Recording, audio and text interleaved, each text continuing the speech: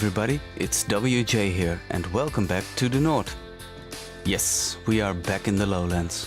Today we continue with mostly minor detailing of the canal sides, as well as a new block of houses. First, let's cover the gap here between the canal wall and the houses. I do this with ploppable pavement turned into procedural objects. The nice thing about these is that you can still put decals on top of them, which we'll be doing later on. I could have stretched these squares out a bit and made them more rectangular.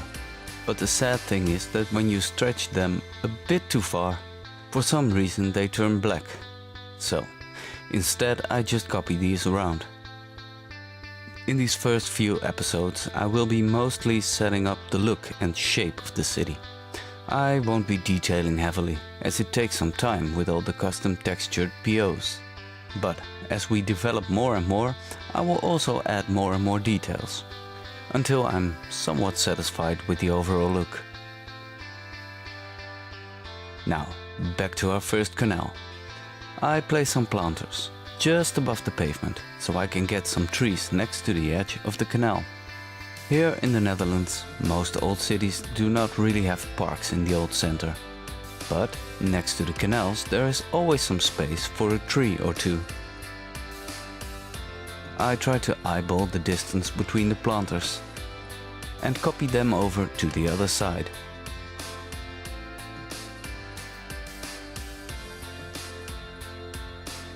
For the trees I chose some nice oaks by Mr. Mason, not too big and not too small. I place one tree on the side first to get the right elevation, then copy them around.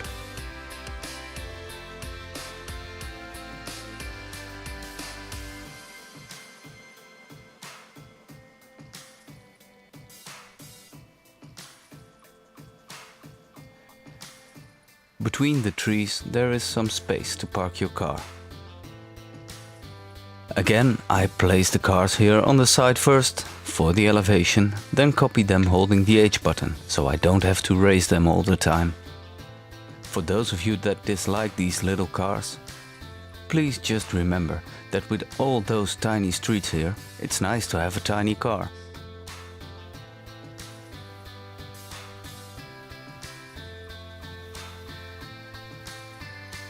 The end result of this canal should look something like this. Or this.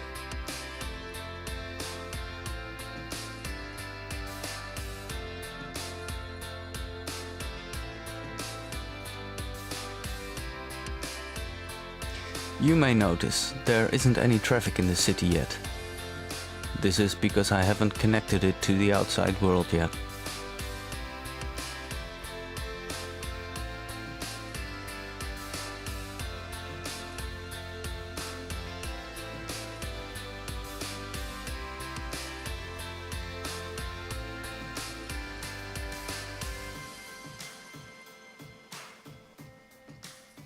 I don't like the gaps between these houses. I placed the Nivelle house filler by Lost Gecko in between to create some kind of back house. Between these buildings the side of the filler would stick out a bit. I turned them into a procedural object so I can tweak the shape of the building. I also stretch it out to completely fill that area.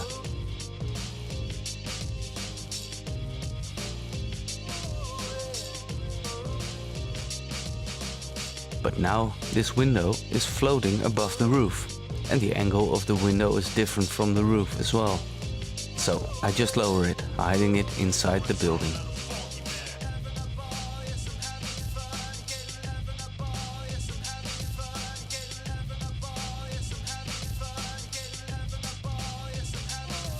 Here are the aforementioned decals. Just some simple tiles to cover the area. And of course, I try to align them perfectly. I won't go into much detailing. For now, I'm just trying to fill out the city center as quickly as possible. Although, one block per episode isn't really that quick. But I'll try to speed it up over the course of this series. There is no real need to show the placement of every single house. I mean, You probably know already how to place a building, right? The return of the funky man.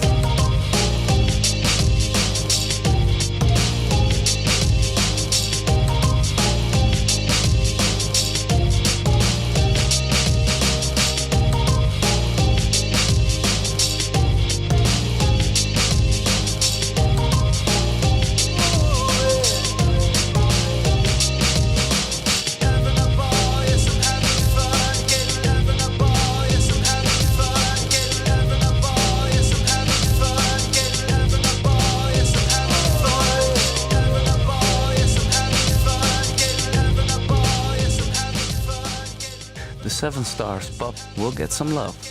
A nice terrace area with its own pavement, mostly to get a little color variation. In this case I use a decal by King Leno with a nice herringbone pattern. In most old Dutch cities you won't find much asphalt. It's mostly brickwork. I divide the different textures with some curves. That always looks better than them being side to side.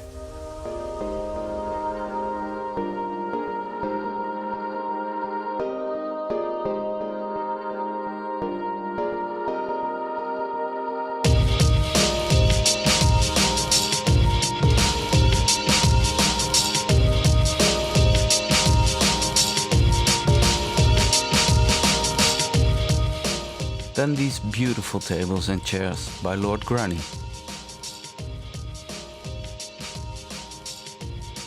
I first make a set of 2 tables and 4 chairs.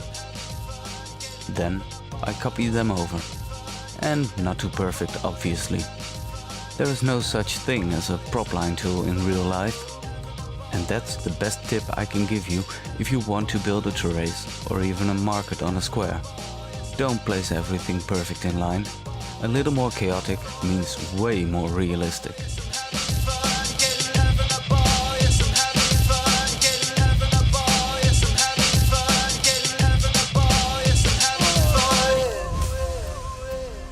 Now some Heineken umbrellas by Sven Berlin that fit in quite nicely, I think.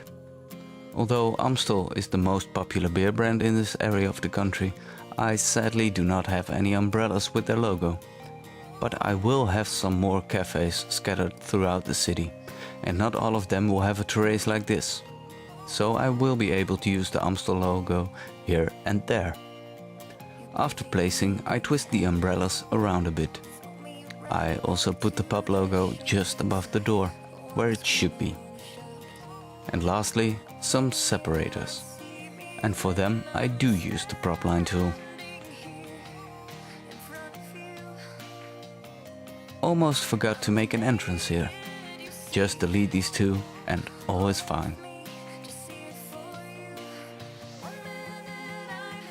And that's it for the pub. To finish the rest of this area I place a few benches with planters in between and nice trees.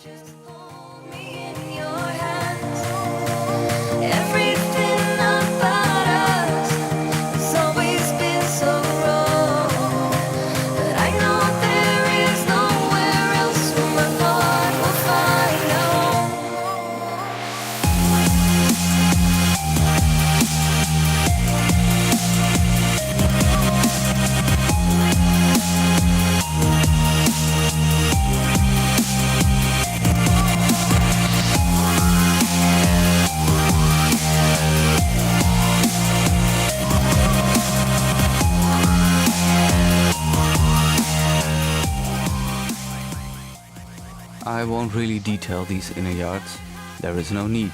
Just place some trees with some color variation and it actually looks quite realistic, as you can see here in Haarlem and Amsterdam. Most of the houses on the workshop that are 1 unit wide are only 2 units long. Old Dutch inner city houses tend to be much longer, so at times I copy a building and place it in line to create the effect of a longer house. The reason for these long houses is, of course, money. When these houses were built, people had to pay taxes for their house based on the width of the facade. So people built really small, long houses. Unless they wanted to show off how much money they had, of course. And now, probably one of the last times you'll see me place down and move houses. I have a fairly small collection of houses that look Dutch enough for me, so what you're seeing now is pretty much the same as I'll be doing for the rest of the center. From now on, I'll just focus on the more important buildings, such as a church and a city hall, but also on some more modern development, where houses had to be demolished or where old canals were filled up. Or maybe even a red light district. This is, after all, an old harbor city.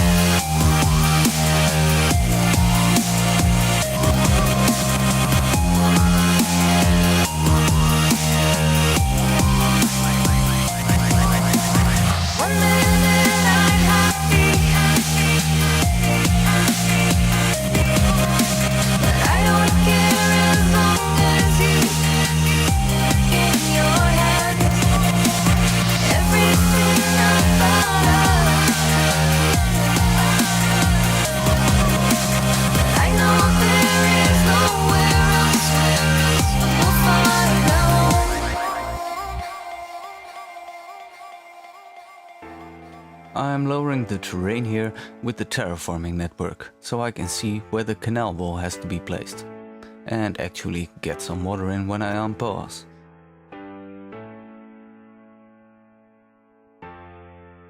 I don't place this one directly next to the road, as I did with the first canal, as I want to create a former dockside later on. So I'll need some room between the canal wall and the road.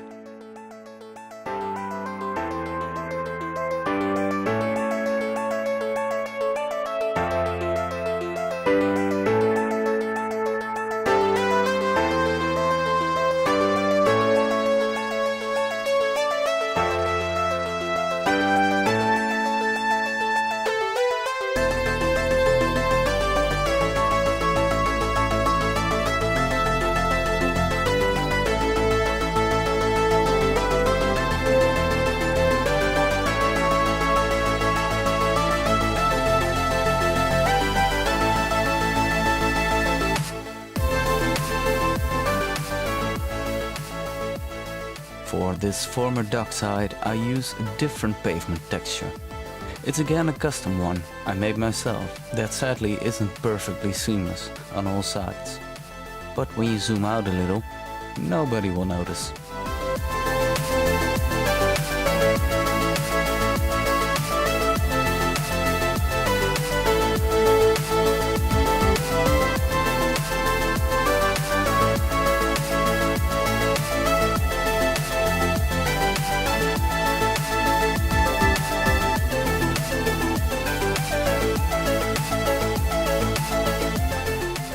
I continue the road pavement on then, and place a nice Dutch building by Acapulco to finish this side.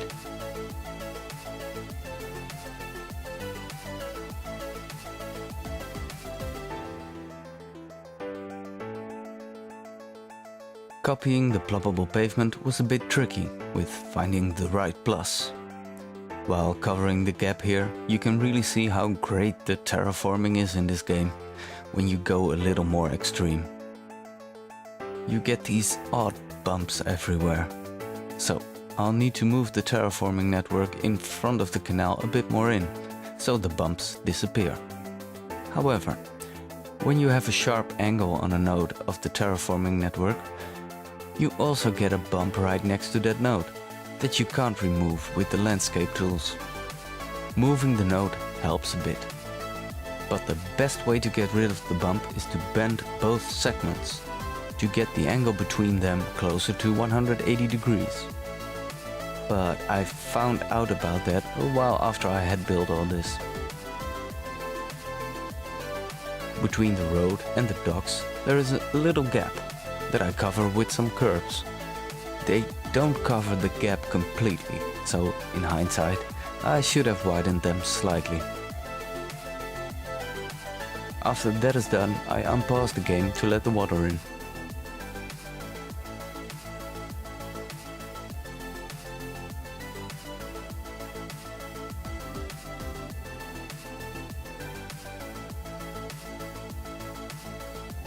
Now, I'm going to build an Accijnstoren, or tax tower. When turning the Church of St. Anne into a PO, you only get the tower, which is perfect for this build. I just need to shrink it quite a bit. The Accijnstoren is the place where merchants, in the old days, paid their taxes on goods brought into a city. In this case, obviously, by ship. I realized I didn't really create a good dike here, so I raised the road a little and it looks way better indeed. And then I figured it was time to dig out some more canals. Partly with the terraforming tools, partly with the network Byronics.